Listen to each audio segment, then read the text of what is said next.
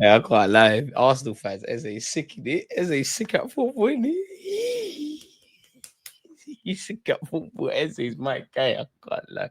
It's actually my guy. Let's have it right. Yeah, it's a cultural signing. We're not putting him in the same realm as Ian Wright and all these guys. With the greatest of respect to both Ian Wright and Eze, but it's from the birds of it's the feathers are the same cloth, or whatever the saying is. In it as a sick at football, man. We all saw the video when he signed for us. We know he's a cultural signing. You see him score not one, not two, but three. And he was saying he should have scored four, and he should have, right? He should have scored as well. As a sick at football, man. I can't lie. As it's cold. As it's cold. Slightly, you know me, people. We can sit here and we can talk about tactics and how players fit in and 4-2-3-1 and pressing and inverted fullbacks and nines and all that crap. But like, it's just football as a sick, and I don't care if it's left wing, centre mid. I really don't care. Arteta, I know you want to play Odegaard. Odegaard's sick as well. With Odegaard's injury, we obviously saw, us be robbed as Arsenal fans of seeing Eze and Odegaard together, and one of Rice, who started the game, and Zubimendi, who came on chaperoning.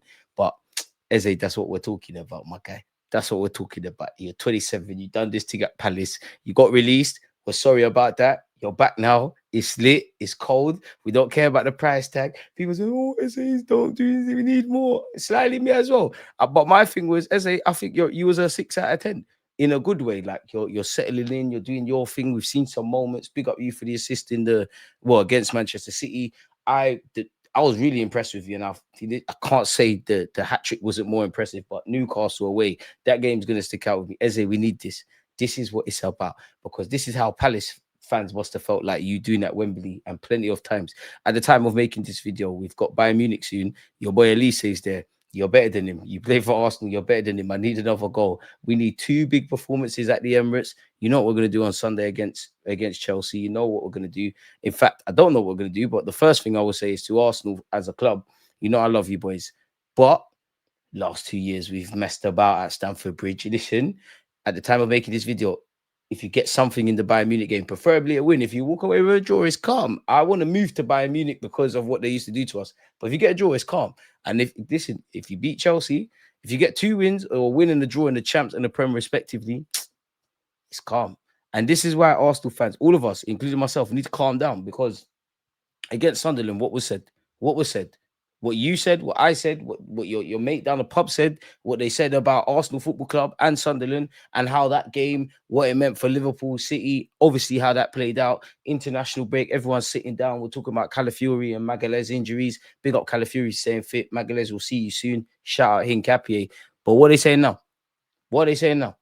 Because of talk, even by myself, because you know me, I'm optimistic as hell, but I like to give you lot what's what. And there was a possibility, the 4 point gap we walked into this game week with could have been cut to a point if City, thank the Lord, did what they didn't do, which is obviously they would have won. They lost against Newcastle. 4 points to turn to 6.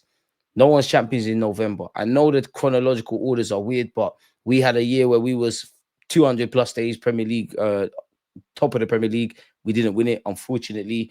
I know it's many years removed, but there was a year where Manchester City, I'm sure it was something mad at some point when they pipped United to a title, where I could be wrong, and God forgive me, but if I'm wrong, and apologies, people, but I'm sure there was 8 games left. They had 6 points. They were 6 points clear, or they were 6 points behind Man United with 8 games left, or 8 points clear with 6 games left. There was something like that. Anyways, the moral of the story is they pulled it out. So we need to remember what we're up against. Liverpool, myself, I had them as they will retain it because of what they did last year, because slots come in and nothing's really changed. And obviously the quality that they added. Obviously, we knew there would be teething issues, but no one could have predicted what's going on with Liverpool at the moment. I guess that's the beautiful thing about football. Manchester City aren't going anywhere. They've been there, they've done it, they've worn the t-shirt. You can say it's not the same Man City, which it isn't, and all those things. But a lot of those players in that squad have won the Premier League before. Pep Guardiola's won the league before. And Pep Guardiola is not only a Premier League Manchester City legend, but a footballing legend, full stop. So it's a thing where you could say City are the favourites. If you still believe that, Liverpool are the favourites, Arsenal are the favourites. Me, I look at it, it's a three-way fight. Everyone's got something that they can bring to the table that no other team can bring. It is what it is. Now, we know the run of games. It was, as much as it's great to win the North London derby and we're keeping it moving, the most disappointing thing is not keeping a clean sheet and probably not scoring even more goals and things of that ilk. But a week's a long time in football. We've been through a lot. We've been through up, downs, and whatnot. From Newcastle game up until this point, everything's been great. We know the run of games.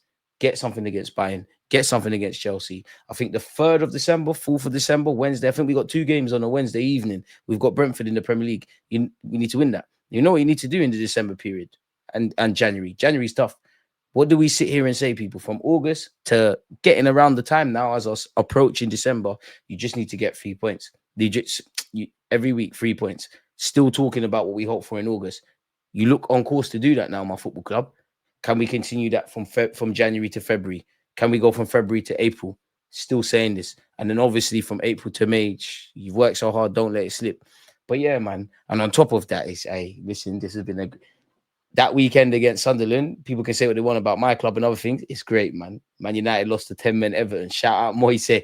We obviously did what we needed to do against Tottenham Hotspur. Again, unfortunately, Chelsea won, but that's cool. That's absolutely cool. Liverpool packed themselves. City packed themselves. Shout out to Nottingham Forest. Shout out to Manchester City. Shout out to Everton. And last, but definitely not least, the Arsenal, the Cannon Crest holders, man. Come on, people. But yeah, man, let me know your thoughts. Right now, it's a good week to be an Arsenal fan. We keep ticking over and we keep working, innit? Simple as that.